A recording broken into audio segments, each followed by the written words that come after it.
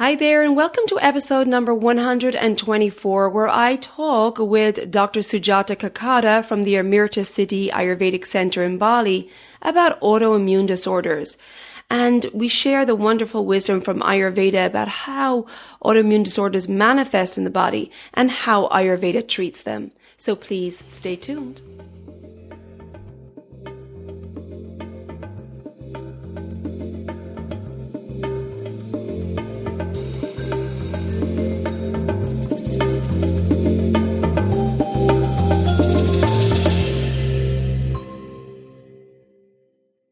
Hello and welcome to Elements of Ayurveda, Empowering Wisdom of Life.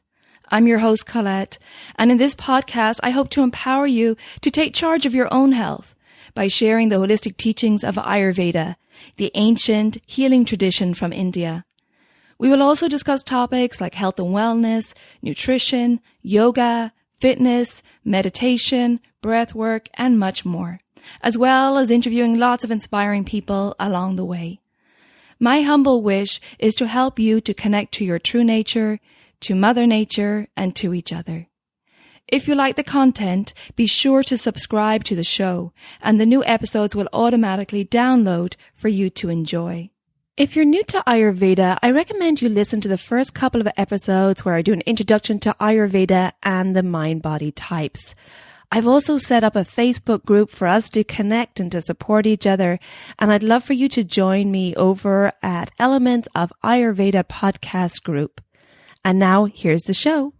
Hello and welcome to Elements of Ayurveda. Today I'm very happy to welcome back Dr. Sujatha Kakada, who is the lead Ayurvedic physician and co-founder of Amrtasiddhi Ayurvedic Clinic in Bali.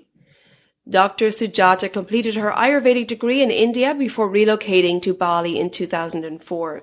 Now, Dr. Sujatha and Amrtasiddhi played a big part in my healing journey and in the work I'm doing now. Dr. Sujatha was my doctor and mentor when I arrived there for my first Panchakarma. I told that story back in podcast episode number 5, Ayurveda and Healing in Bali. But today we're going to discuss autoimmune disorders. Dr. Sujatha, welcome back to the show. Thank you, Colette. Thank you for organizing this. Yeah, I have been wanting to have a podcast episode on autoimmune disorders for a very long time. So let's start with, what is an autoimmune disorder? Okay. Like a technical term, what autoimmune means, it's your own immune system attacking your body, attacking your organs. So when it attacks an organ, whatever the function that organ's supposed to be doing is going to be compromised. So it's basically what's supposed to protect you. It's going to eat you off. It's going to destroy you. So this is what happens in our body. Immune system is built as such to fight against anything invading into our system, which is not supportive of the physiology that each and every cell carries within itself, and in a group of cells forming the tissues, and then in the form of organs and the system. But in an autoimmune condition, a pathogen, which maybe not necessarily as a pathogen, so it could be some good part of your body. For example, sometimes it could be some food particles, like in leaky gut syndrome. Right. So that's something your body sees it as a foreign material, as an antigen, and it takes action to fight against it and start to invade that part of the body and blocks the physiology. So this is what happens in an autoimmune disorders. Right. So the immune system mistakes part of your body as a foreign invader. Absolutely. Right. It's really interesting with leaky gut, because that seems to be a big issue today, and that these food particles are getting into the bloodstream, right?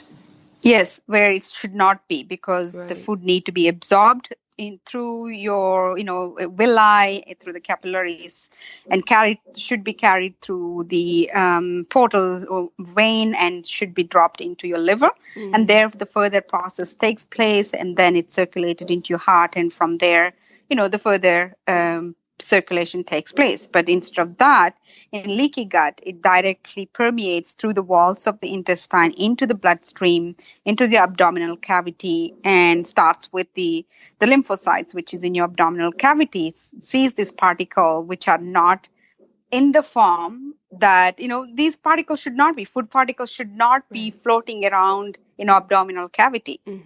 So it just, the lymphocytes thinks it has some foreign material, as if like you had an injury or you had an accident, something went into your abdomen.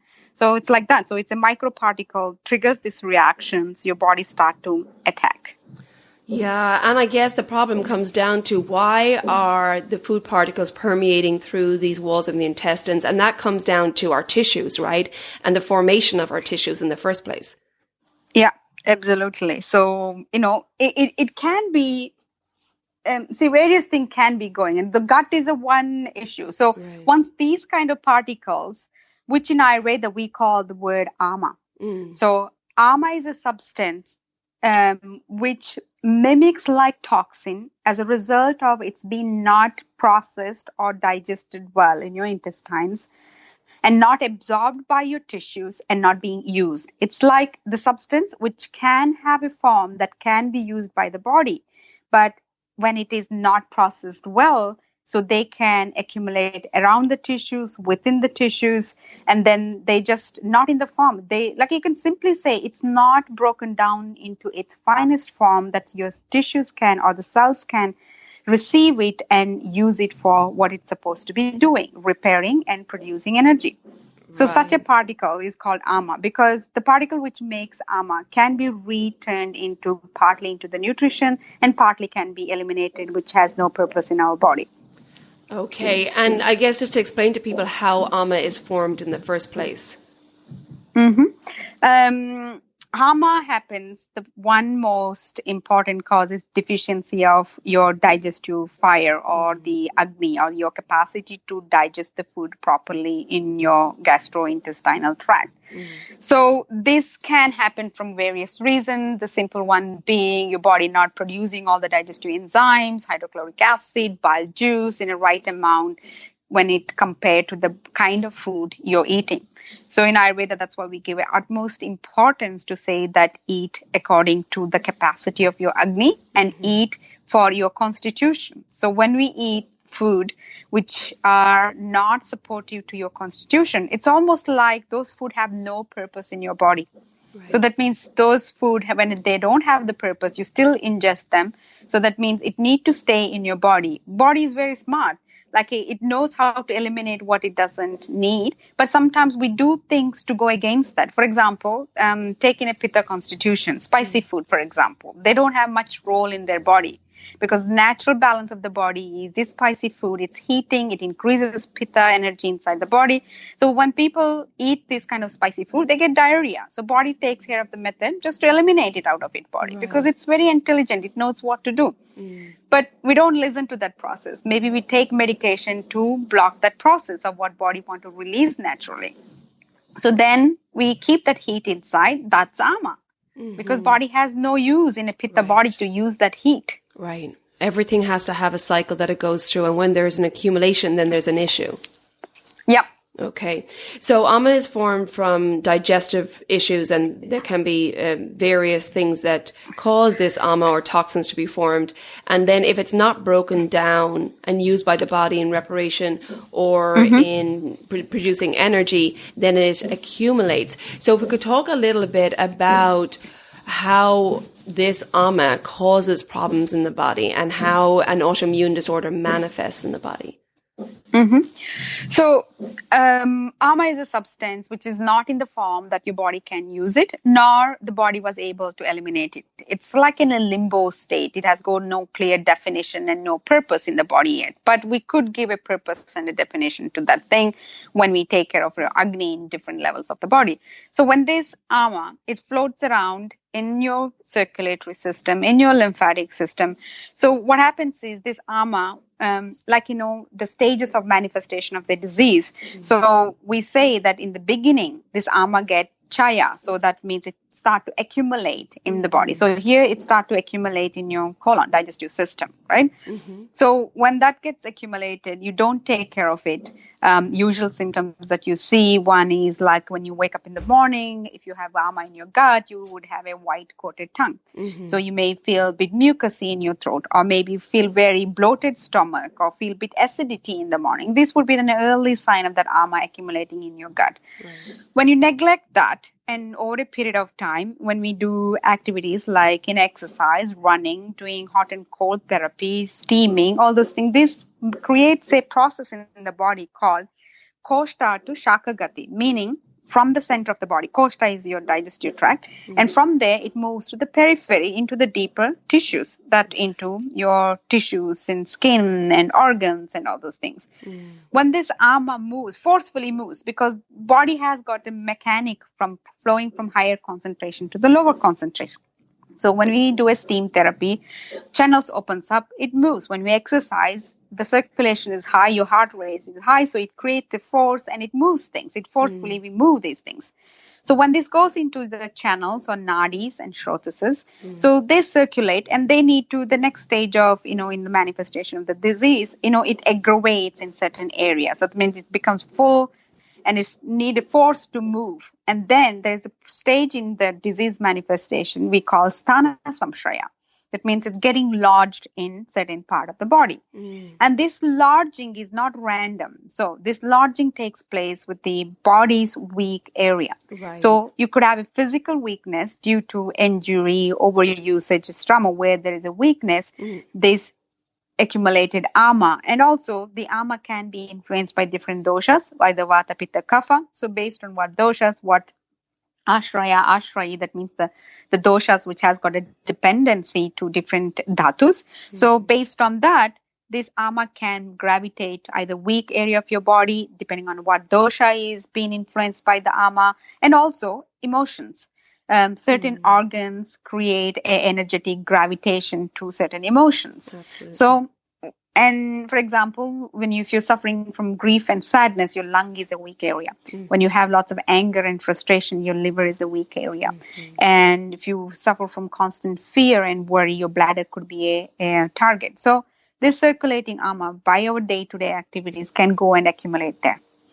And then when it gets accumulated, then slowly it starts to vitiate the organs or the part of the body, creates inflammatory reaction. So we heard many times nowadays that even the Western doctors coming up with a research study showing inflammation is the biggest causative factor for disease.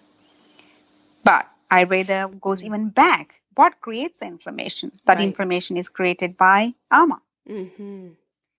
So then the organs are influenced and then the ama particle are present. So the immune system can see this ama particle as something it doesn't need to be there. So it creates a reaction. So in my opinion, what I've seen in my experience, it's not that simple as saying the tissue sees the ama and your immune system just takes a sword and want to chop it off and start to fight against the body. Because I see there's a huge factor in one's personality. Okay, stress is one of the biggest factor. Other than that, when we have an internal fight, and I work with people. So when you have a internal fight about yourself, who you are, how you see yourself, if you reject yourself, that means you're going against yourself. Anything you do to go against yourself, none other than loving yourself, that supports the factor to trigger an autoimmune reaction in yourself.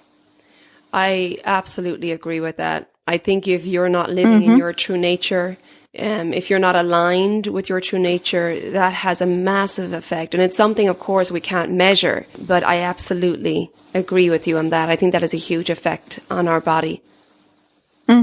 Yeah. So putting a fight within ourselves, rejection, hatredness, these things are the trigger. So when we face those things, when you go through the crisis, ama can be accumulated there. You might have discomfort, but this is the one which triggers. Yeah.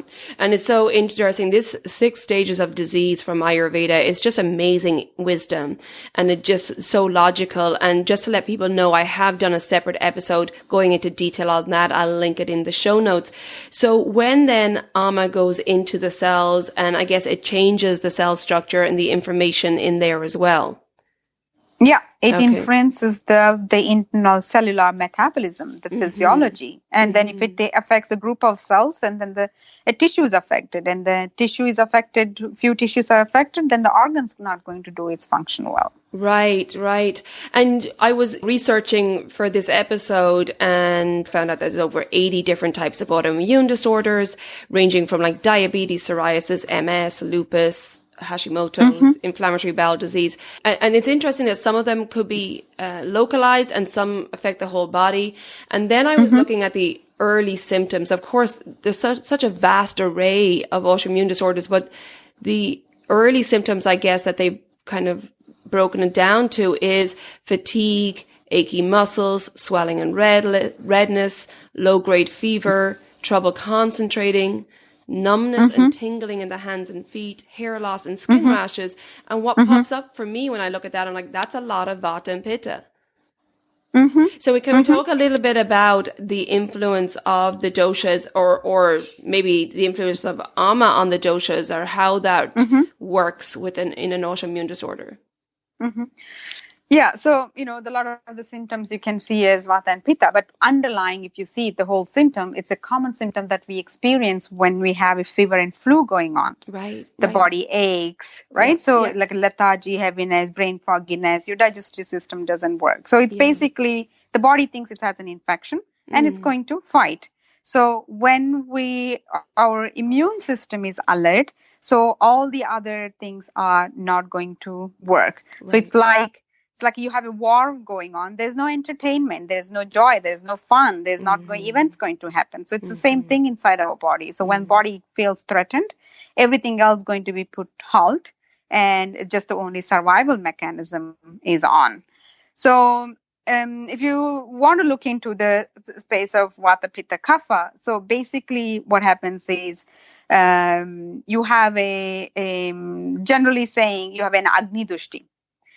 So that means your Agni is not doing the function. The simple way to describe the function of the Agni is transformation.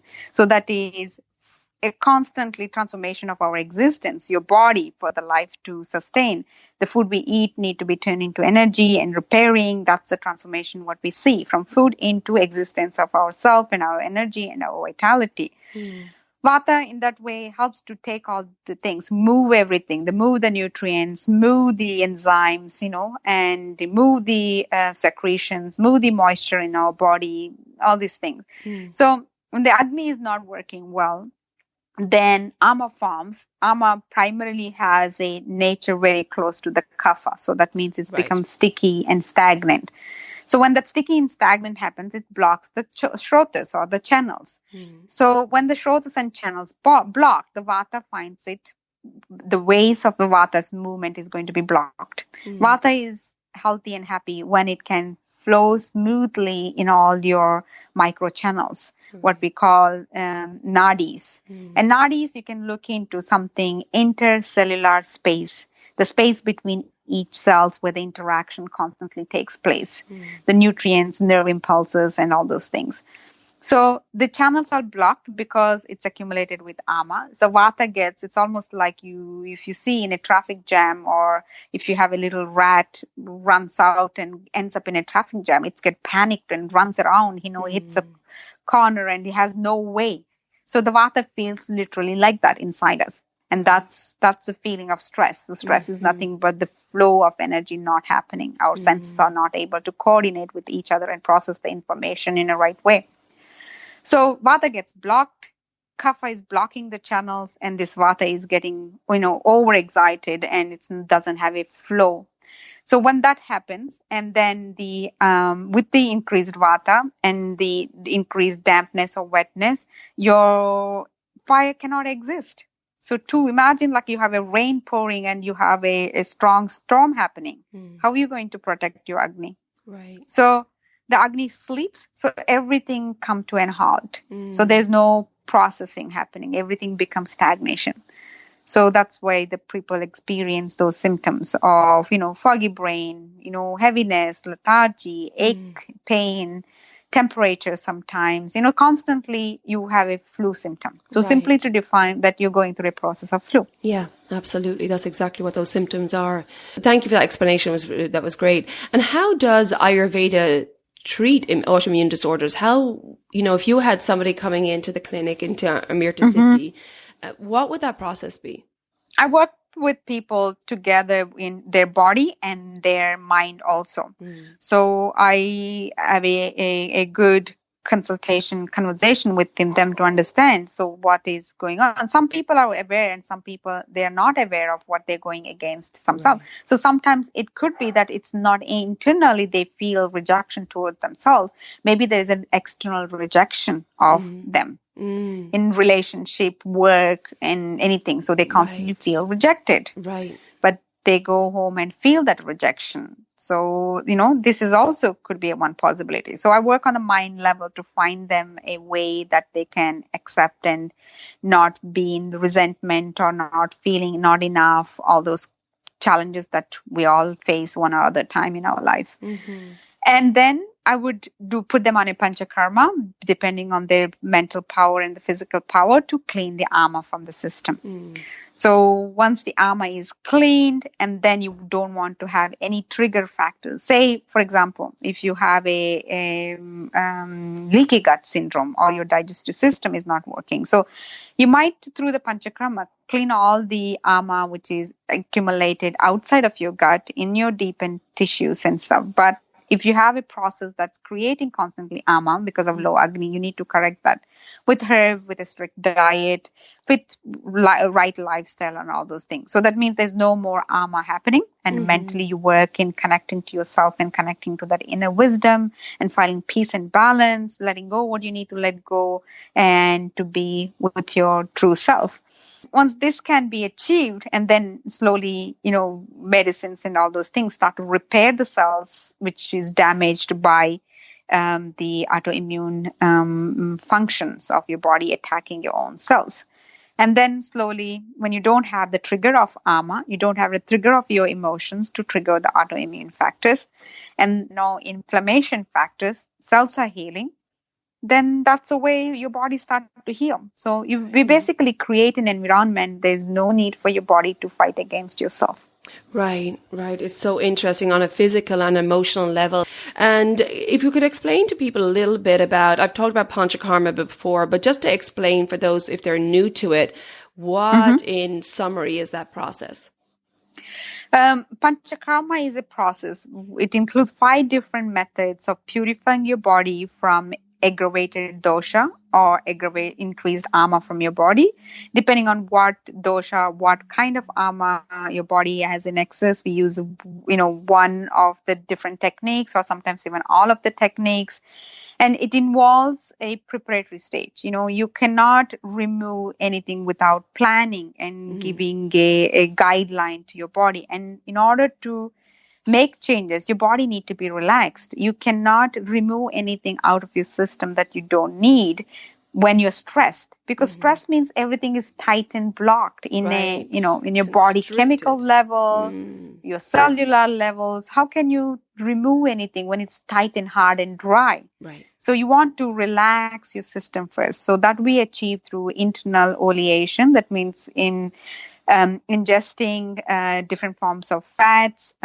It would involve a ghee, which is considered to be the most superior. And if for people which ghee cannot be digested or ethical reasons, in case of vegans and stuff, we use plant-based fats like a coconut oil, flax oil, olive oil, these kind of stuff. So the lubrication is achieved both externally and internally. Externally, it's done through various Ayurvedic treatments of warm oil massages, abhyanga, meditation, gentle yoga, all those things. So you need to feel relaxed and able to let go. So you can't let go when you're tensed. And once this process is done for, from minimum 4 days to 6 days, we do the steaming process to open up the channels. and then allowing the toxin to move from where it is accumulated to where it can be eliminated. And then on the 7th day, after another steam, we give some medicines which are chosen wisely based on what health condition you have got, what doshas are accumulated, because these medicines have the intelligence to move those certain doshas. They gravitate towards certain part of your body and it's eliminated. So either it could be inducing vomiting to remove kapha from the lungs, or it could be inducing purgation to move the pitta from your intestine, and treating the vata imbalance in your large intestine through enemas, treating blood diseases through bloodletting through leeches or cupping, these process, and treating head and neck disorder through different nasal medication, which is called nasya. So these are the different techniques that we use after loosening and preparing your body. And this is not the end. This is just the beginning. Once all the doshas are removed, you really want to strengthen your system and guide the way to bring it to balance. It's like when you renovate a house, you declutter first, and then once you finish the work and you really redecorate it. And that decorating part in Panchakarma we call rejuvenation. Like a rejuvenation is bringing juice into your cells so they can be nourished and to be their best.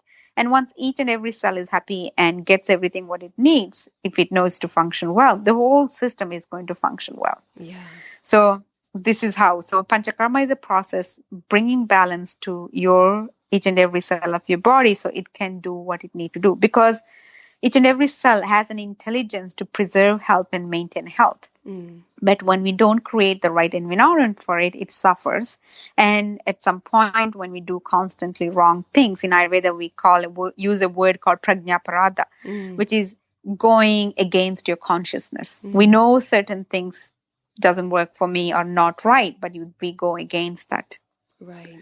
So that's preventing the prajnaparada would be the one main way to heal ourselves. And there's such a great amount of oil in Panchakarma. And I think, not only, like you said, to lubricate and to help move this ama out of the body, but also oil is giving love to the body, right? And giving some support to the body. Isn't sneha the word for love and oil? Is that correct in Exactly. Sanskrit? Okay. Yes, it is. Sneha means love and sneha is oil. Yeah. And I think that's beautiful because like what you were saying throughout this episode is, not only the physical symptoms are important and we need to look at the physical removal of ama, but also the emotional impact and showing yourself some love and being in an environment in a panchakarma where you feel nourished, rejuvenated, so you can let go and so you can look at those deeper emotions. Whereas in our day-to-day life, we just don't have time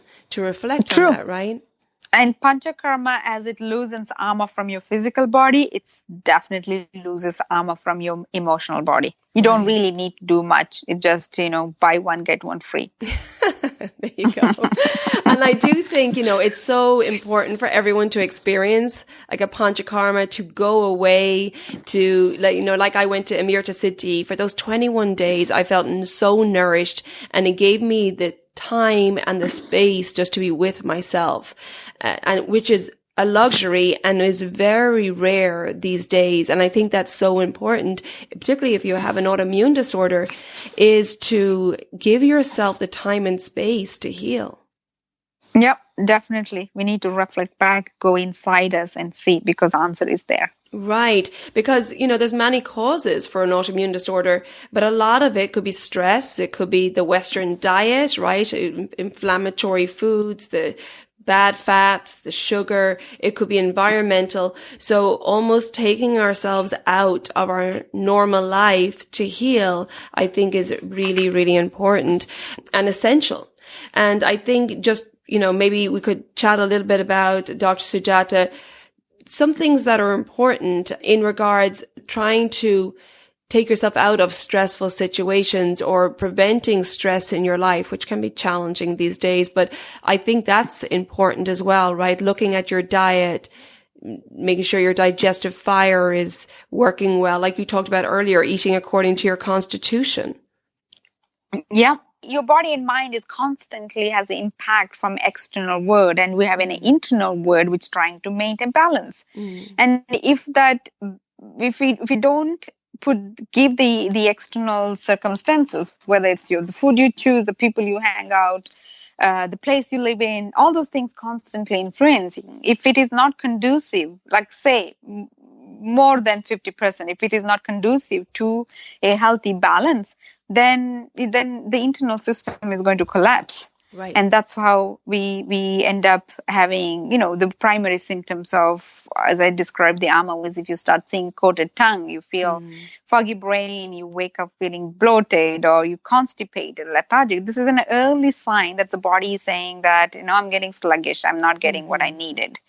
So if you ignore that, drink a couple more coffees, or, take stimulants, or, drink a glass of wine to feel relaxed in the evenings, then you kind of pushing these AMA deeper and deeper. And then after some period of time, and you have some external trigger points of some sensory stress or loss, these things, when the emotional toxins becomes equivalent to the amount of the internal physical toxins, boom, you manifest a disease. Right. So that's where in the 6 stages of disease manifestation, that's the beauty of it. Because if you go to a lab and you go to the doctor when you complain about the foggy brain, or I have no energy, I feel lethargic, they're going to do a lab test and they can't find anything. Because it's not into a manifested stage of the disease. And that stage is like in Ayurveda, it's like a 5th stage. So where the disease is manifested. But Ayurveda says there's a 4 more stage behind that. Catch yourself there. And then you don't need to turn into a disease manifestation, which is something in a Western medical system they don't see, because immune deficiency is not considered to be a disease, because they do the test and they can't see anything. Because it need to be evident and turn into disease and need to show malfunction in your organs. And then they say, oh yes, you have this disease, then let's treat it. Before that, they have nothing. They can't say anything. They say all normal, all the results are normal. And if you go 10 times to them complaining, they will put you on anti-anxiety medication or antidepressants. Happens so much, really does. And this is why this wisdom of Ayurveda is so important to understand, and the fact that Ayurveda focuses on prevention. So I think let's finish up here today, Dr. Sujatha, with giving people just some general advice on how to maintain balance and prevent autoimmune disorders. We discussed a lot already. We discussed eating according to your constitution, understanding your constitution. Sorry, go ahead. Yes. Yeah. Eating according to constitution, understanding constitution. It's always better, because when you read a question online, it's maybe a bit difficult, because for you to analyze your own constitution, you need to totally understand how this constitution analysis is done. And it's mostly you're looking into what's your long time tendency when things are in a right and harmonious way in your life, not from the external disturbances and stuff. So it's ideal if you want to really get an accurate understanding of your constitution. Unless you have done an extensive study on Ayurveda, you could do it by yourself, going through some good online questionnaires. And I recommend from Dr. Robert Saboda's website and Vasant Lad's website, or contact a consultant and get a proper analysis done. And then, choose food 80% of the time what suits for your constitution. That 20% of the time would definitely support you if the recessive dosha that you have, which is not predominant inside you. And then eating for your constitution, then eating when you're hungry. That's very important. And eat only 3/4 of your capacity. Do not eat until you're full. Only eat until you're satisfied. That this is a stage where you feel, oh, I really enjoyed, feels good. I don't feel heavy, but I could still eat more. But that's a stage, that's when you want to stop. And also another indication is when you're eating, you get a good burp. First burp, second burp, that's the last. That's it. So that burp is saying the quarter space that you need to keep for the vata to move and move the food through the peristalsis, through the intestine to go through the process of digestion. So this burp says the food is taking the space of the vata. So it pushes the vata out. So then we burp. So when we feel that burp, it's good to stop. Stop eating. Yes, very good. And then, of course, managing stress, I think, through mindfulness techniques like pranayama, meditation, yoga. Yeah, And So have a important. space in your life. Have a downtime. Don't fill it up. Have a rhythm. Yeah, and Because when you nature constantly, time. exactly, reflection, connecting, feeling, Right. processing your emotions, connect your feelings, have the emotions flow. Right. It's so important to have that space because we're so, overscheduled and always on nowadays that we don't have that space to, like you said, reflect, process emotions, to just get creative ideas, just to get inspiration, intuition. We have a lack of that. And a great way to do that is just to get out in nature. Leave your devices And at home. have a morning routine for yourself where you do things for yourself. Don't touch the gadgets or your, newspaper or nothing. So when you wake up, at least half an hour to an hour, do things for yourself. Either it could be just a morning exercise, walking in the nature, reading something you really like which enriches you, listen to something which enriches you. Connect and visualize your day, how you want that to go. If you do that, you go inward. You're not going to the world. You go into inner world of yourself.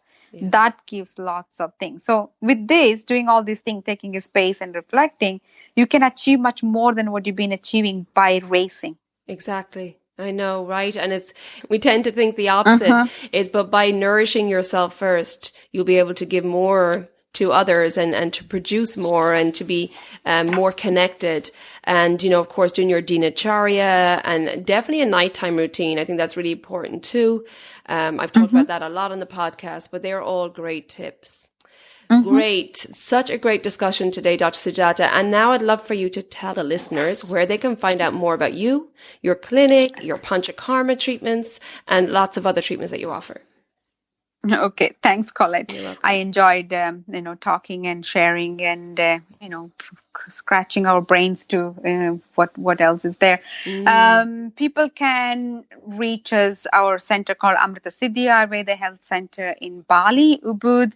Our website is www.amrtasiddhi.com. If you go into our website, you can contact us through WhatsApp, phone, email. And you can reach me through the website as well. And we have an Instagram page. We have a Facebook page under our company name. That's Amrtasiddhi. So anybody need more information, they can contact us, and Colette is there. If it's, Bali is quite far away for some people in Europe, they can reach Colette to get started with. And then when you need a Panchakarma, you can prepare yourself and come to the places when you need really a cure, when you are into a state of disease and you're looking for some reset and stuff. I highly recommend Amrtasiddhi. That cocoon saved me. And set me on this whole new journey, which is amazing. Dr. Sujatha, thank you so much. I really appreciate your time today. I'll put all those links in the show notes for everybody. I'm just going to spell Amrtasiddhi for people. They're wondering right now. It's A-M as in Mary, R-T-A. Siddhi. So Amrtasiddhi Ayurvedic Clinic, and you'll find the link in the show notes. And I highly recommend it. It's a wonderful place to go, to be nurtured, to be supported, and to allow yourself to heal, taking yourself out of the daily stressors in your life. I think it's a wonderful thing for everyone to experience. So Dr. Sujatha, thank you so, so much. Please say hello to everybody at Amrtasiddhi for me. I will. And okay, Colette. Take good care of yourself. Thanks again for your time. Thank you. Bye-bye. Bye. I'm so happy to have finally had this conversation on autoimmune disorders, and so thankful to Dr. Sujatha for coming on and sharing her wisdom. And if you think that this information will be helpful to family or friends, please share this wonderful wisdom from Ayurveda. Now, if you're interested in having an in-depth online consultation and determining your birth constitution or current imbalance, I do offer that online, and you can find the link in the show notes to my website, elementshealingandwellbeing.com. I also have a upcoming group, a discounted seasonal cleanse. This is an at-home cleanse. It's starting March 20th. And this is where we'll be working on eliminating those toxins we talked about in this show, along with resetting the digestive fire and restoring the body and mind. So if you're interested in a seasonal cleanse that's starting March 20th, please click on the link in the show notes or go to my website, elementshealingandwellbeing.com, visit the events tab. If you're listening to this episode after March 20th and you want to do a cleanse, I offer them privately throughout the year. So visit my website and just go to the services section. Under programs, you'll find the private cleanse. Thank you so much for tuning in. And until next time, take good care of yourself, be well, and ciao for now.